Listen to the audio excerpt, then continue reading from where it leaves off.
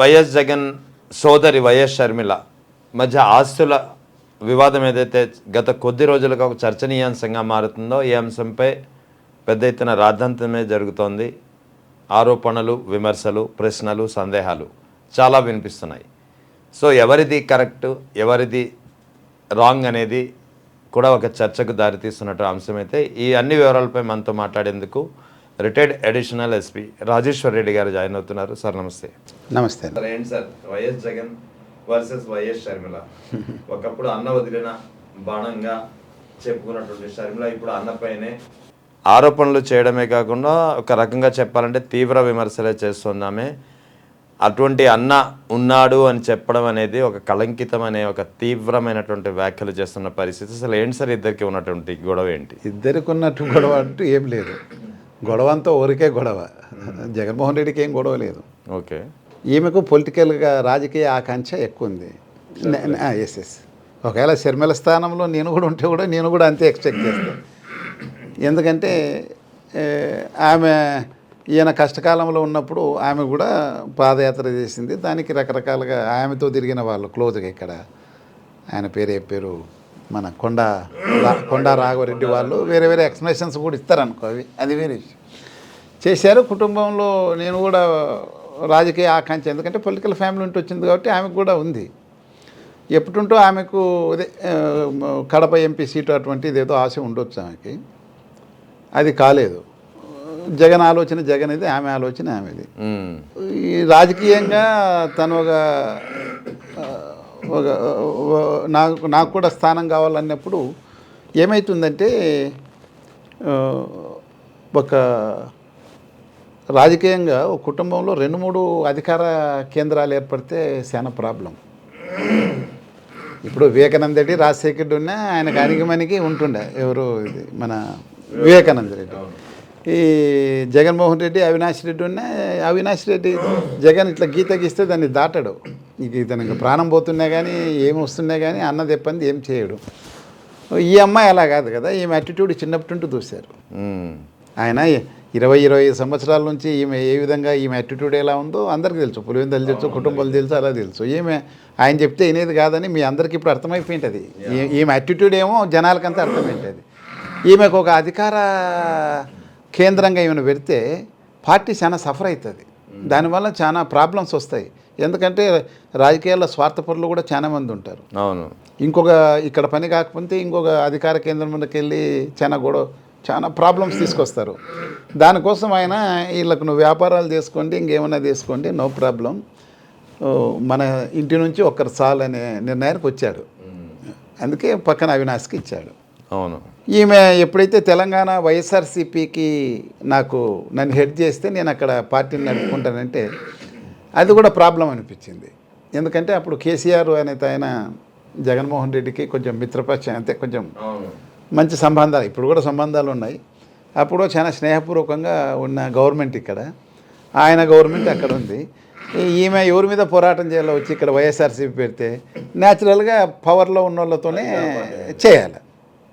కాబట్టి అట్లా కాదు అంటే వాళ్ళ కుటుంబం అంతా ఎంతమంది నచ్చదెప్పినా వినలేదు. వినేందుకు సరే నీ ఇష్టం అని చెప్పారు. ఆమెనే అఫిడవిట్లో రాసుకుంది 236 కోట్లేమో వాళ్ళ అన్న వదిన నుంచి అప్పు తీసుకున్నానని. కొంత మనీ ఇచ్చేశారు. సరే నువ్వు చేసుకోకున్నారు. ఆమె ఆ పద్ధతి ప్రకారం వైఎస్ఆర్ టీపీ పార్టీ పెట్టుకుంది. ఈయన క్యాడర్ని కూడా ఆయన ఎప్పుడు అబ్జెక్షన్ చేయలేదు. ఎవరైతే జగన్మోహన్ రెడ్డిని, వైఎస్ రాజశేఖర రెడ్డిని, గతంలో వైసీపీలో ఉన్న వాళ్ళంతా కొండా రాఘవరెడ్డి లాంటి ఇంపార్టెంట్ వ్యక్తులంతా జాయిన్ అయినారు, పని చేసుకున్నారు. కానీ సక్సెస్ కాలేదు ఆమె. ఎందుకంటే ఆల్రెడీ వ్యాక్యూమ్ లేకపోయింది. ఈమెం సెట్ కాలేదు. మరి వ్యాక్యూమ్ లేని సాట కూడా సక్సెస్ అయినా కానీ ఈమెకు ఆ నాయకత్వ లక్షణాలు లేకపోయి ఉండొచ్చు. ఆవేశంతో పోయినాక తర్వాత ఈమె ఇంకా డబ్బు కావాలన్నాము, ఇంకా ఆ పార్టీని నడిపినకి ఏదో కావాలంటే కాలేదు. కాకపోతే ఆ కాంగ్రెస్ వాళ్ళ హ్యాండ్లోకి వెళ్ళడము, ఇంకా మీరంతా చూడడమే. చంద్రబాబు నాయుడు, తెలుగుదేశము వీళ్ళంతా ప్రభావంతో ఆమెను తీసుకొచ్చి జగన్ని, ఎప్పుడైతే మీకు జగన్ మీద కోపం, వ్యతిరేకత పెరిగిందో, నాకు ప్రాపర్గా మనీ, పవరు, ప్లేస్ చూపలేకపోయినాడని వాళ్ళ చేతిలోకి వెళ్ళి ఆంధ్రప్రదేశ్కి వచ్చేసి ఈయనకి ఇబ్బందికరంగా అంటే రాజశేఖర రెడ్డికి అభిమానం ఉన్న ఓట్లు అన్నోకి ఎన్నో చీల్తాయి కదని కాంగ్రెస్ వాళ్ళు అత్యాశపోయి ఆమెను పెట్టడం, ఆమె అక్కడ ఉండడం ఇవన్నీ మీరు చూస్తున్నారు. అవును. అంతే ఆస్తుల వ్యవహారం అంటే ఆస్తులండి రాయలసీమలోనే ఎక్కడైనా ఆడపిల్లకి ఇచ్చేది ఇచ్చేస్తారు ఎప్పుడో కొత్తగా వివాహం అయినప్పుడే. అంటే వైఎస్ రాజశేఖర రెడ్డి ఉన్నప్పుడే ఇద్దరికి అంటే ఇటు కుమారుడికి కుమార్తె షర్మిలకు ఎవరి వాటా వాళ్ళకి రాజశేఖర రెడ్డి ఉన్నప్పుడే ఇది చాలా మంది ఎప్పుడో ఇచ్చేసాడు. అది కరెక్ట్. ఎప్పుడో ఇచ్చేసారండి. ఆమె ఇండ్లు వేరే బెంగళూరులో ఉన్న, జగన్మోహన్ రెడ్డి ఇండ్లు వేరే. నీకు ఇరపలపాయలైన 2 హౌసులు సపరేట్ కట్టి ఇచ్చేసాడు, ఆస్తులు పంచేశాడు. ఆమెకు 54,50,000 ఇడపలపాయలు కూడా ఇచ్చారు. ఇంకా రాజంపేట కోడూరు ఏరియాలో కూడా ఏదో ఇచ్చారు అని అవన్నీ రాజశేఖర్ ఉన్నప్పుడు అన్నీ ఇచ్చేశారు. ఈయనకి ఇచ్చేశారు. ఓకే, రాజశేఖర్ రెడ్డి తను పంచాల్సినటువంటి పనిచేశాడు ఆయన ప్రాపర్టీ మొత్తం. ఈ జగన్మోహన్ రెడ్డి ఏమంటే రాజశేఖర్ రెడ్డి ప్రతిపక్షం నాయకుడు ఉన్నప్పుడే ఈ అబ్బాయి వ్యాపారాలు చేస్తున్నాడు.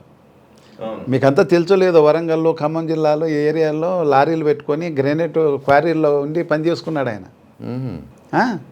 తర్వాత బెంగళూరులో సెంటర్ పెట్టుకొని హైడ్రో ఎలక్ట్రికల్ ప్రాజెక్ట్స్ చేసి పెట్టుబడులు పెట్టుకొని ఆస్తులు పెట్టి ఆయన జగన్మోహన్ రెడ్డి బిజినెస్లోకి వచ్చినాకనే Rajasekhar Reddy fluent money sufficient money చూసింది. అచ్చా, అంత జగన్ శ్రమ, జగన్ యొక్క తెలివితేటలు. నీకు 2004 ఎలక్షన్స్కి నేను అక్కడ ఇన్స్పెక్టర్గా ఉన్నా. ఓకే, ఒక పులివెందల్లో ఒక హైడ్రో ఎలక్ట్రికల్ ప్రాజెక్ట్ని 7 crores to 10 crores మధ్యన అమ్మి వచ్చి అదే డబ్బే అప్పుడు కడప జిల్లాకు ఖర్చు పెట్టింది వాళ్ళు. ఓకే, ఆ సందర్భంలోనే విజయమ్మ గారు లేకపోతే ఇంట్లో వాళ్ళు జగన్మోహన్ రెడ్డిని జగన్మోహన్ రెడ్డి రాజశేఖర రెడ్డి ఫ్రెండ్స్ ఎవరైతే ఉన్నారో రాజేష్ పైలట్ అని వాళ్ళంతా ఉన్నారు కదా, వాళ్ళ పిల్లలంతా ప్రమోట్ అవుతున్నారు ఎంపీలుగా. ఈయన కూడా ఎంపీ చేస్తాము ఈ టైంలోని ట్రై చేసి అది ఒక పెద్ద మీటింగ్ జరిగింది కడప పార్లమెంట్ సీటు గురించి. నేను అక్కడ ఇన్స్పెక్టర్ 2004లో. ఓకే, అక్కడ కడప పార్లమెంట్ కాన్స్టిట్యూన్సీకి సంబంధించిన వరదరాజరెడ్డి లాంటి సీనియర్ లీడర్స్ అంతా కూడా వచ్చారు. ఇలా ఫ్యామిలీ మెంబర్స్ సివి సుబ్బారెడ్డి అంతా వైఎస్ భాస్కర్ రెడ్డి వీళ్ళందరూ కూడా దాంట్లో ఉన్నారు మీటింగ్లో.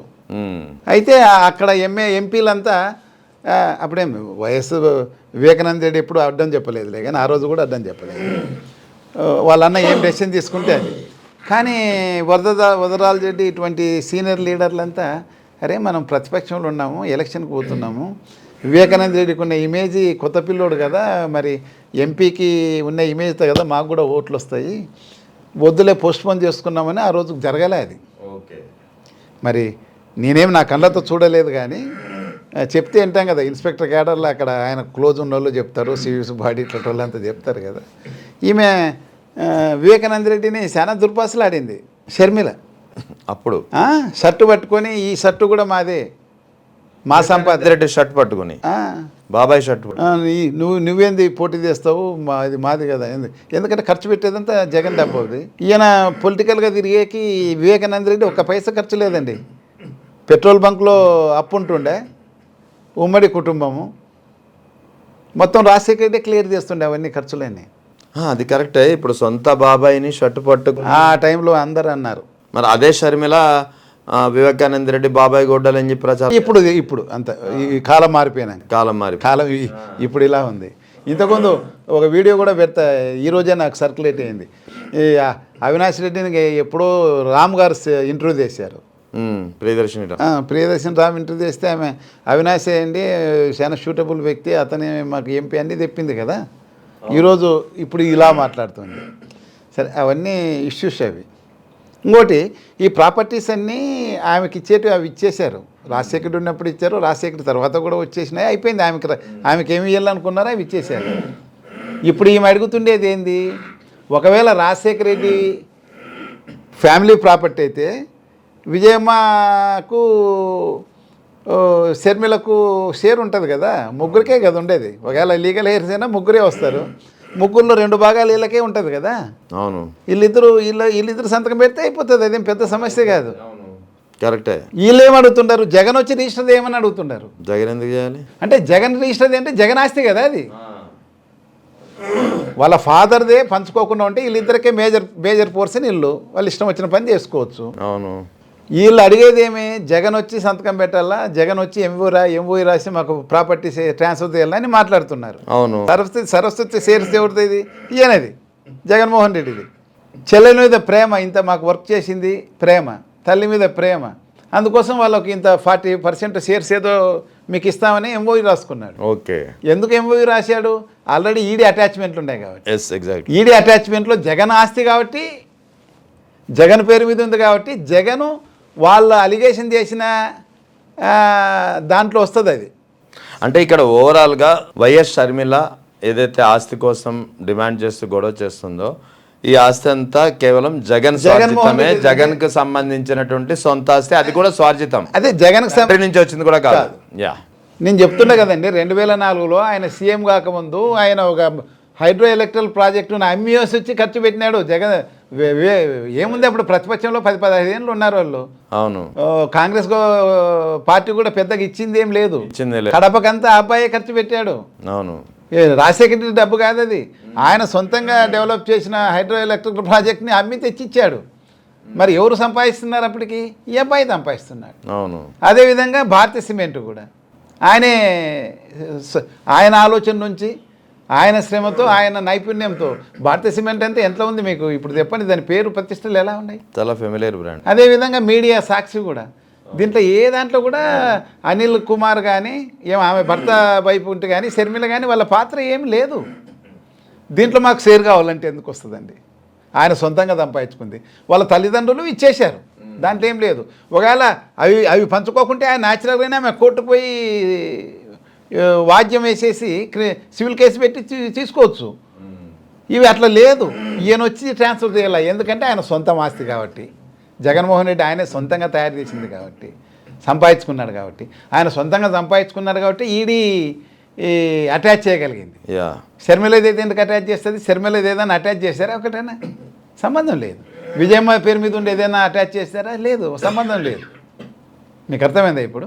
కాబట్టి జగన్మోహన్ రెడ్డిది ఆస్తి కావాలని అడుగుతున్నారు. ఆమె ఏం చెప్తుంది లెటర్లో, చూశారు కదా. ఇప్పుడు అదే అడగబోతున్నా. వైఎస్ విజయమ్మ కూడా లెటర్ రిలీజ్ చేశారని చెప్పి ఒక లెటర్ అయితే సర్క్యులేట్ అవుతుంది గత కొద్ది రోజులుగా.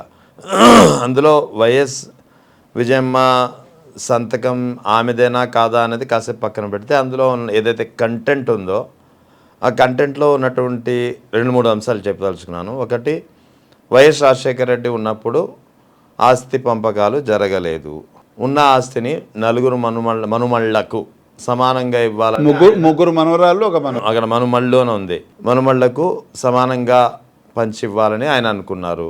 ఆయన ఉద్దేశం ఆదేశం కూడా, ఆయన ఉద్దేశం ఆదేశం అదే. జగన్ దానికి ఇష్టపడడం లేదు అని చెప్పి విజయమ్మ రాసినట్టుగా ఒక లెటర్ అయితే సర్క్యులేట్ అవుతుంది. ఆ పాయింట్కు నేను చెప్పాను. ఆ పాయింట్ గురించి చెప్పడం. ఇప్పుడు పంపకాలు పంచలేదంటే మరి ఇంత ప్రాపర్టీకి ఈమె ఓనర్ ఎట్లయింది? షర్మిల ఎలా అయింది? ఎవరు ఇచ్చారు? యలహంక ప్రాపర్టీ కానీ పంపకాలు పంచకంటే పార్ట్నర్షిప్ డీడ్ అని ఏముంటుందండి? ఆడపిల్లలతో పార్ట్నర్షిప్ డీడ్ ఏముండదు. మాకు రాయలసీమలో పులివెందుల అస్సలు ఉండదు. తండ్రి వాళ్ళు రిజిస్టర్ చేసుకుంటూ పోతారు, కూతురికి ఇవ్వాల్సింది అంతే. అన్నదమ్ముల మధ్య అయితే పార్ట్నర్షిప్ డీడ్ వస్తుంది కానీ సరే పార్ట్నర్షిప్ కాదు, పార్టీషన్. వీళ్ళ మధ్యన ఏముంటుంది? ఈమెకి ఏమో ఇవ్వాలనుకుంటారో అన్నీ ఇచ్చేసారు. జగన్ కానీ ఎక్కువ ఇచ్చాడు ఇనీషియల్ స్టేజ్లో, అబ్బాయి సంపాదించుకున్నాడు తర్వాత. ఓకే, అదొకటి.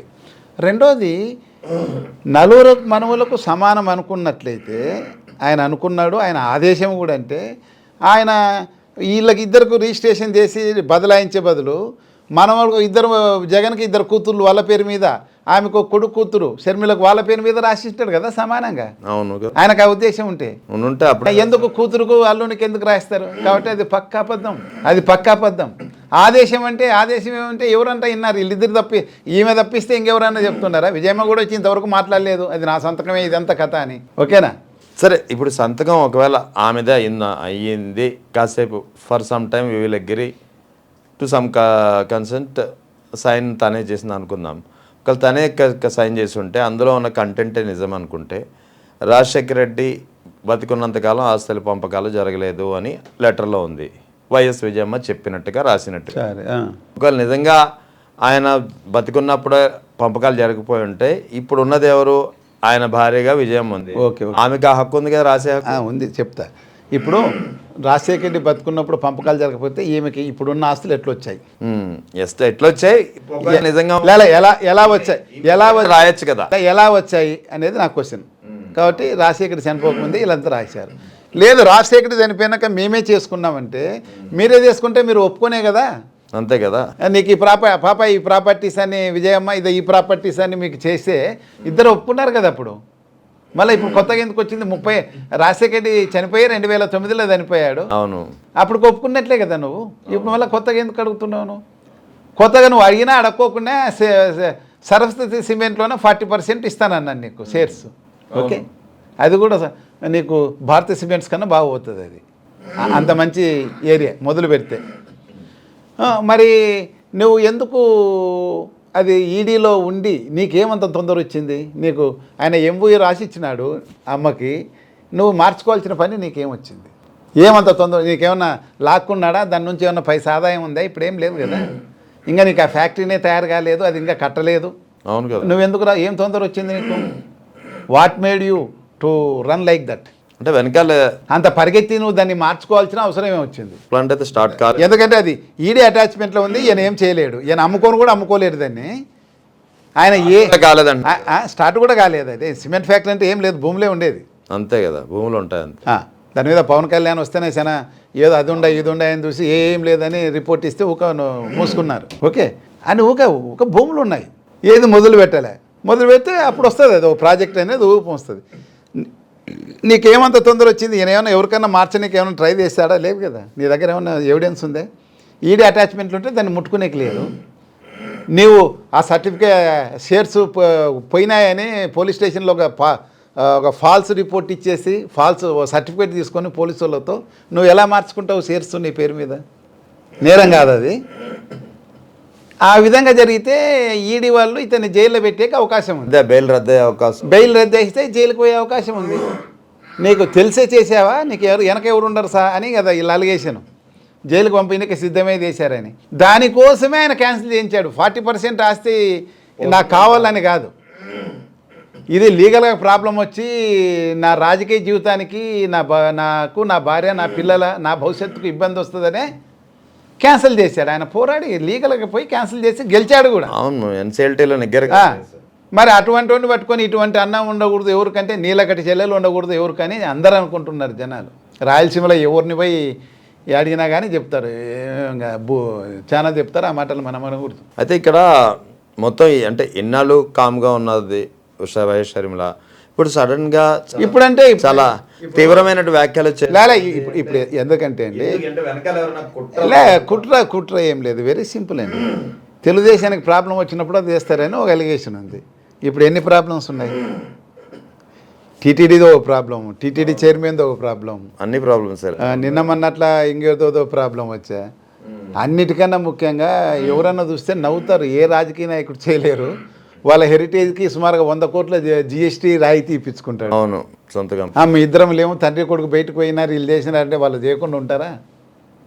మిగతా మినిస్టర్లు అప్రూవ్ చేయరా అది? అటువంటి సీరియస్ అలిగేషన్స్ పెట్టుకొని విపరీతమైన అలిగేషన్స్ ఉన్నాయి గవర్నమెంట్ మీద, అన్పాపులర్ అవుతుంది. కాబట్టి పెద్ద గీతని ఒక గీతని చిన్న చర్చ లేనప్పుడు దాని పక్కన ఓ పెద్ద గీత గీత సరిపోతుందని ఈమెను పంపిస్తారు. ఇది ధర్మయుద్ధం చేయక సెకండ్ని తీసుకొచ్చి పెట్టుకుంటారు. చూడే, భీష్ముని చంపలేక అర్జునుడు ఉపాయం చెప్తాడు, ఆయన భీష్ముని చంపడం చాలా కష్టం, అతన్ని మనం ఏం చేయలేము, సెకండ్తో యుద్ధం చేయడు చూడు. ఆయన సెకండ్ అంటే సెకండ్ని యుద్ధానికి పంపిస్తారు. ఇప్పుడు ఏమైనా తిట్టలేడు పెట్టలేడు కదా పాపం జగన్మోహన్ రెడ్డి.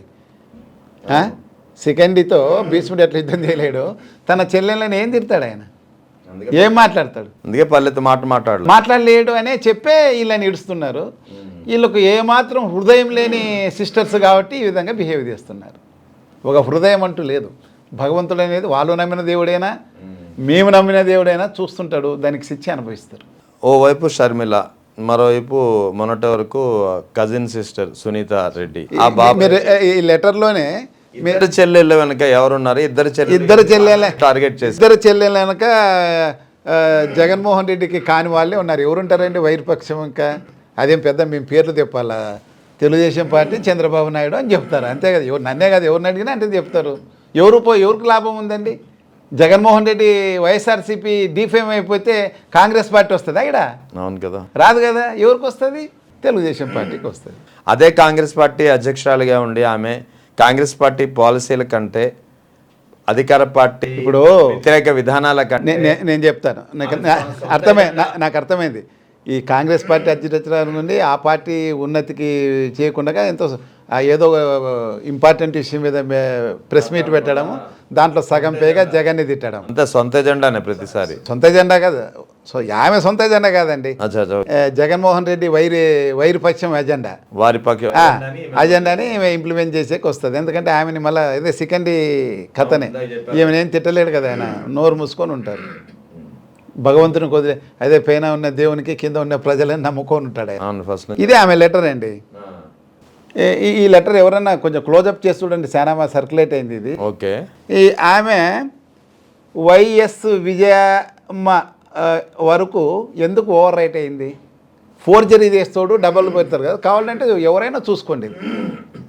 అదే జే దగ్గర, ఈ దగ్గర, ఏ దగ్గర, వైఎస్ కూడా రెండు మాటలు అన్నా. వైఎస్ కూడా కొంచెం డబల్ స్ట్రోక్ చూడండి ఇది. ఎందుకంటే మేము చాలా ఫోర్జరీ డాక్యుమెంట్స్ అవన్నీ ఎగ్జామ్ చేసిన వాళ్ళం కదా. నీకు ఆ సంతకం చూస్తేనే చెప్తున్నా నేను ఫోర్జరీస్ అయినా. ఒకవేళ ఒరిజినల్ సంతకం అయితే నోటరీ అవసరంలే. నేను మీ సంతకం లేకుండా ఎన్ని నోటరీ సర్టిఫికేట్ తేవాలో చెప్పి తెస్తా. తర్వాత మనం సంతకాలు చేస్తాం. 100 రూపాయలు ఇస్తే సంతకం పెట్టి ఇస్తారు నోటరీ, తెలిసిన వాళ్ళు అయితే. ఓకే. ఎందుకు సంతకం ఓవర్ రైట్ అయింది? కాబట్టి నేను ఫోర్జరీ అని చెప్తాను నేను. సో విజయమ్మ రాసిన లెటర్ అయితే కాదు అది. అసలు అది క్లారిఫికేషను పైన ఇవన్నీ ఉంటుందా? ఎవరికొరికి ఆంధ్రప్రదేశ్ ప్రజలకు, వైఎస్ రాజశేఖర రెడ్డి అభిమానులకు అంతా నేను విజ్ఞప్తి చేస్తున్నా, ఆయన భార్య కానీ ఏదో రాస్తారు క్లారిఫికేషన్ అని టకటక రాసేది. ఆమె రాసింది కాదు, వాళ్ళ మెదడు నుండి వచ్చింది కాదు ఇది. వెనక ఉన్న వాళ్ళ మెదడు నుండి వచ్చింది.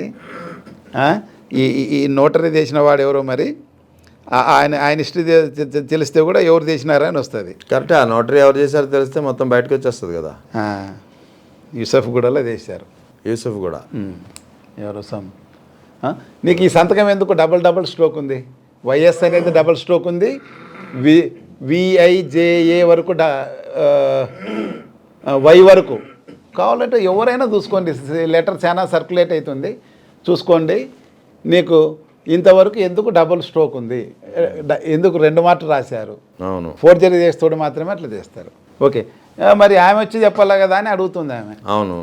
ఆమె వచ్చి చెప్పలే కదా అది నాదే సంతకం ఇంతవరకు అని. అవును, చెప్పలేదు. అదొకటి.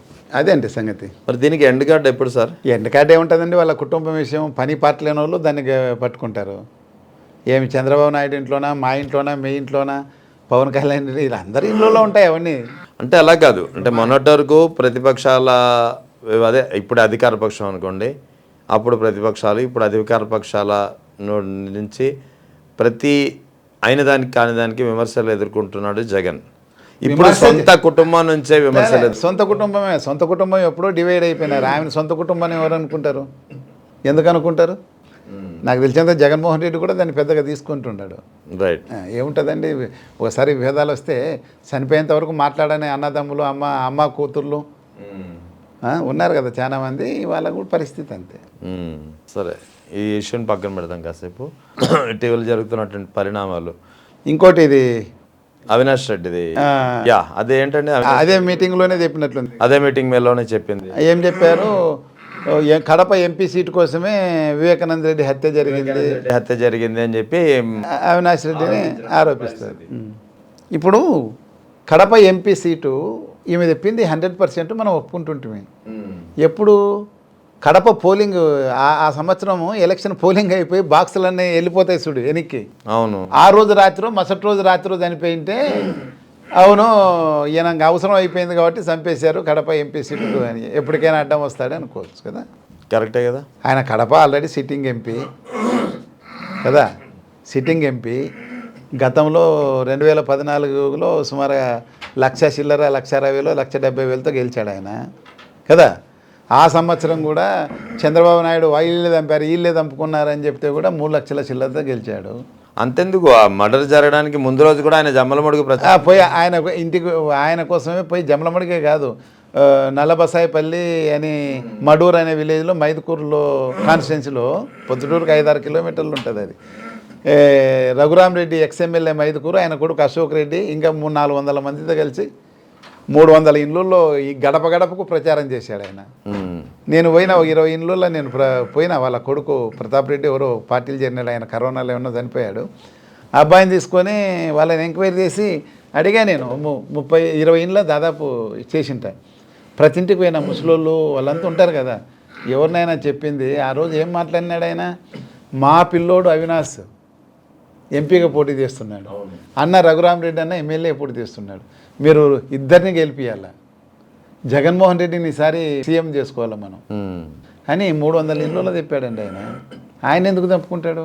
పైగా ఆ ఎలక్షన్కి ఆల్రెడీ ఆయన అఫీషియల్లీ అన్అఫీషియల్లీ ఆయన క్యాండిడేటు. మన నరెడ్డి రాజశేఖర్ స్టేట్మెంట్లో కూడా అదే చెప్తున్నారు. అవును, ఇంకా అఫీషియల్గా డిక్లేర్ చేయకుండా unofficially was agreed as candidate for MP, Kadapa MP parliamentary constituency అని కదా చేసి అంత ప్రచారం చేసిన వాళ్ళకి అసలు చంపుకోవాల్సిన అవసరం ఏముంది? ఆయన కడప జిల్లాకంతా ప్రధాన ప్రచారకర్త వైఎస్ఆర్సీపీ తరఫున కడప జిల్లాకి. మరీ మోర్ పర్టికులర్లీ జమలమడు కాన్స్టిట్యున్సీకి అతను ఇన్ఛార్జి. ఎందుకంటే ఆదినారాయణ రెడ్డి సిట్టింగ్ మినిస్టర్ గారు పోటీ చేస్తున్నారు ఎంపీగా. ఓకే, దానికోసం ఆయన జమలమడుగులో అదే పనిగా ముందు రోజు లాస్ట్ మీట్ అయింది అల్లె ప్రభావతి గారిని. జొన్నాడు అని జమలమడుగు నుంచి మైలవరం వైపు పోయి ఆడపోయి ఆమెతో రాత్రి ఆమె బావ భర్త అందరితో రాత్రి 9:30-10 వరకు మాట్లాడి బయలుదేరుతాడు. అవును, భోంచేయమంటే కూడా భోంచేయడు పాపం.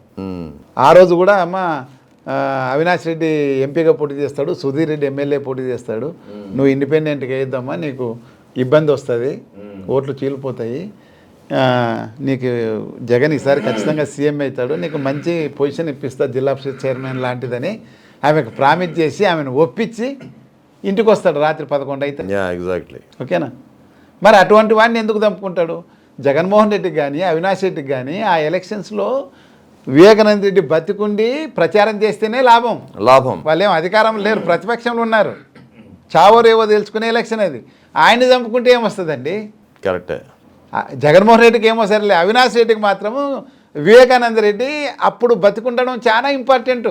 ఎగ్జాక్ట్లీ. కొంచెం బుర్ర ఉండి కడుపుకు అన్నం తినతోనికి ఎవరికైనా అర్థమవుతుంది. వీళ్ళకెందుకు అర్థం కావడం లేదో నాకు అర్థం కాలేదు. ఆయన ఉండి బతికుండి ప్రచారం చేస్తుంటే ఆయన ఒక్కడే ఎక్కడ తిప్పలు పడతాడు? అవును, ఆయన ఉంటే జిల్లా అంతా ఆయన కవర్ చేయగలడు. ఆయన ఇమేజ్ అట్లాంటిది వివేకానంద రెడ్డిది. ఆయన ఉండి ప్రచారం చేస్తే ఆయనకు లాభం వస్తుంది, చంపుకుంటే లాభం వస్తుంది. ఎవరైనా సైన్యాధ్యక్షుల్ని చంపుకుంటారా?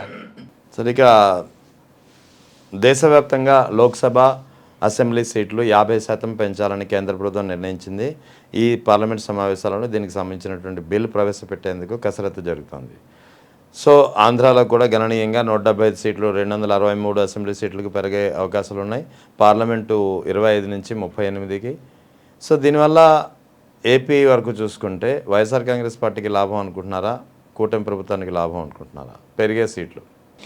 ఇప్పుడు ఎన్ని సీట్లు ఉన్నా ఎన్ని సీట్లు లేకపోయినా సంఖ్య అనేది ఇంపార్టెంట్ ఏం కాదు. ఆ పార్టీకి ఉన్న ఇమేజ్ వలన ఇంపార్టెంట్. ఏది ఎవరు గెలుస్తారు ఏం కథ అనేది ఇప్పుడున్న పరిస్థితుల్లో ఎవరు ఎక్కువ మోసం మాటలు చెప్తే వారు గెలుస్తారని మనకు అర్థమవుతుంది. ఇప్పుడు ఏమవుతుందంటే అండి, ఆశావాహులు ఎక్కువ అవుతారు అన్ని పార్టీల్లో. మరి ఇప్పుడున్న దాంట్లో ఇంకా సగం మంది వస్తారు, ఎక్కువ మందిని సాటిస్ఫై చేయగలరు. ఈవెన్ చంద్రబాబు నాయుడికైనా ఉపయోగమే, జగన్మోహన్ రెడ్డికైనా ఉపయోగమే. ఇప్పుడు ఒక ఎస్సీ కాన్స్టిట్యున్సీ ఉంటుంది, ఫర్ ఎగ్జాంపుల్ కోడుమూరు ఉంది కాన్స్టిట్యున్సీ, ఎస్సీ కాన్స్టిట్యున్సీ. దాంట్లో 5 మండలాలు ఏదో ఉంటాయి. కోట్ల కుటుంబానికి ఎప్పుడు అది ఎస్సీ కాబట్టి ఏం అవకాశం లేదు. ఇప్పుడు అదే అయినా కానీ పక్కన ఏదో 2-3 మండలాలు కలిసి ఇంకోటి ఏర్పడింది అనుకో, ఇప్పుడు వైఎస్ఆర్సీపీ తరఫున కోట్ల హర్షవర్ధన్ రెడ్డి నిలబడతాడు రేపు. అంతే. ఇప్పుడు వాళ్ళు ఏదో డోన్లో పోయి నిలబడినారు కోట్ల సూర్యప్రకాష్ రెడ్డి వాళ్ళకు ఆ ఏరియాలో ఇలా ఏదైతే అవకాశం లేదో వాళ్ళకి అవకాశాలు ఉంటాయి, ఎక్కువ మందికి అవకాశాలు ఉంటాయి. దీనివల్ల చాలా ఎక్కువ మంది రాజకీయాల్లోకి వచ్చేకి అవకాశం ఉంటుంది. ఏదైనా కానీ ఏముందండి, డెమోక్రసీ అంటే నవ్వు వచ్చేటట్లు ఉంటుంది. ప్రతి ఓటరు కరప్ట్ అయిపోతాడు. అవును. అంటే పీపుల్స్ రిప్రజెంటేషన్ యాక్ట్ ప్రకారం ₹1 తీసుకుంటే కూడా అది లంచం కిందనే. బ్రైబ్ ఇచ్చినోడు నేరస్తుడే, తీసుకున్నోడు నేరస్తుడే, ఓటర్ కూడా. మనం 100% డబ్బులు పంచుతున్నారు కదా, అందరూ నేరస్తులే, అవినీతి పరులే, కరప్ట్ యాక్టివిటీసే వస్తారు అంటే. అట్లా ఇది డెమోక్రసీకి విలువ లేకుండా పోయిందండి. అంటే ఇప్పుడు కూటమి ప్రభుత్వం అధికారంలోకి ఉంది కాబట్టి ఈ నియోజకవర్గాల డీలిమిటేషన్ జరిగితే 2 నియోజకవర్గాలు 3గా మారుతాయి ఖచ్చితంగా, ఇప్పుడున్న ఫిగర్ ప్రకారం, కౌంట్ ప్రకారం చూసుకుంటే. అంటే వాళ్ళకి అనుకూలంగా నియోజకవర్గాలని చీల్చుకునే అవకాశాలు ఉన్నాయి కదా. ఏమీ పెద్దగా ఉండదండి, ఇంతకుముందు అట్లనే అయింది. మరి అప్పుడు డీలిమిటేషన్ ఉన్నప్పుడు చేసిన ఇది ఉంది కదా, వాళ్ళకేం ఉపయోగం వచ్చింది? వాళ్ళేమో పర్మనెంట్గా ఒకటే పార్టీకి గెలుస్తుంది, అవన్నీ ఏముండదు అట్లా. అంటే 2009లో డీలిమిటేషన్ జరిగినప్పుడు, సపోజ్ తూర్పుగోదావరి జిల్లా గురించి మాట్లాడదాం. తూర్పుగోదావరి జిల్లాలో కొత్తపేట నియోజకవర్గం ఉంది. ఆ నియోజకవర్గంలో 2009లో మండపేటలో కలిసి ఉన్నటువంటి ఆలమూరు నియోజకవర్గం, ఆలమూరు మండలం 2009 డీలిమిటేషన్లో కొత్తపేటలో కలిపారు. ఆలమూరు అన్నది కాపులో డామినేటెడ్, అంటే దాదాపు we can say 80 to 90% Kapu voting ఉంటుంది అక్కడ టోటల్ ఓటర్స్లో. ఆలమూరు అంత బలమైన మండలం కాపులు గది. ఈ మండలం ఎప్పుడైతే కొత్తపేటలో కలిసిందో 2009 డీలిమిటేషన్లో, అప్పటి వరకు బీసీలకు కానీ ఇతర క్యాస్టులకి పట్టున్నటువంటి ఆ నియోజకవర్గం 2009 నుంచి కాపు నియోజకవర్గంగా మారిపోయింది. అంటే కాపు డామినేటెడ్గా.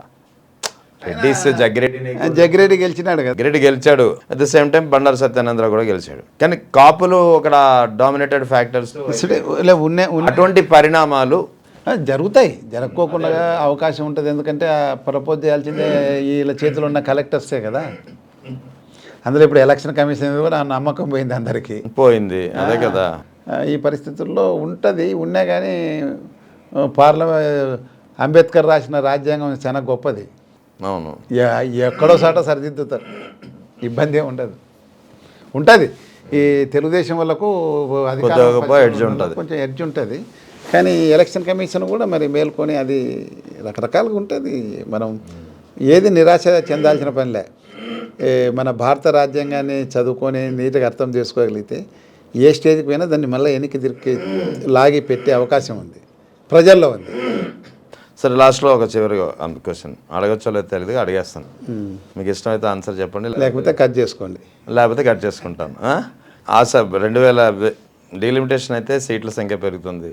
మీలాంటి ఆశావాహులు ఏమైనా టికెట్ పోటీ చేయాలనే ఆశ ఉంది? ఎప్పుడు మాకు ఏముంటుందండి, రిటైర్ అయ్యి ఉన్నాము, 64 years.